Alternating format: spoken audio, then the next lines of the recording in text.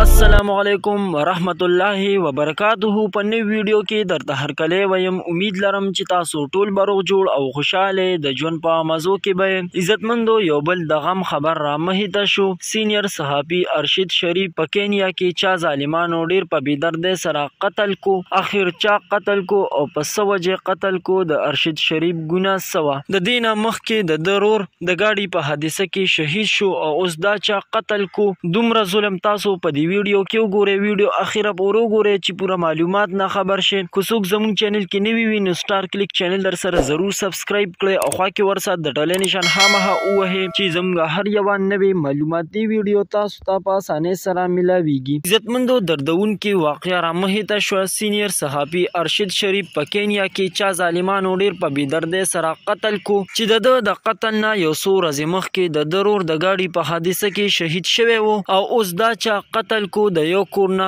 دوه جنازې ووتلې. دومره ظلم مور یې په سرو سترګو جاړي. ارشد شریف چې حق او سچ خبرې به کولې په حق او سچ خبرو باندې قتل شو. عمران ریاضي صحافي هم په دغه حق او سچ خبرو باندې گرفتار شوی و. د دې وجې د ارشد شریف پاکستان پرېښوستو او کینیا ته لاړې او دا ارشد شریف هلته هم چا پرې نه هوستو. هلته هم ډیر په بېدردۍ سره قتل کو. هلکه څه وایي سپینې سپینې مه وایه که ژوند کوي نو ده به همدغه رنګ سپینې سپینې خبرې کولې. په دغه وجه باندې قتل شو. عزتمندو د ده په حق کې د اواز اوچت شي. د ده په قتل باندې پوره کاروایي شروع کی او قاتلان دې زر تر زره گرفتار کی ځکه دا بې ګناه قتل شو. د ده هیڅ ګناه هم نه وه. عزتمندو دا ویډیو مخکې هر چا سره شریکه کړئ چې هر چا ته معلومات ورورسي. دا وازم د دې وخت نوې معلوماتي ویډیو که چېرې زموږ ویډیو مو خوښه شوي وي نو سټار کلیک چینل در سره ضرور سبسکرایب کړئ او خوا کې ورسره د ډالۍ نشان خامخا ووهئ چې زموږ هر یوه نوې معلوماتي ویډیو تاسو ته په اسانۍ سره میلاویږي. والسلام.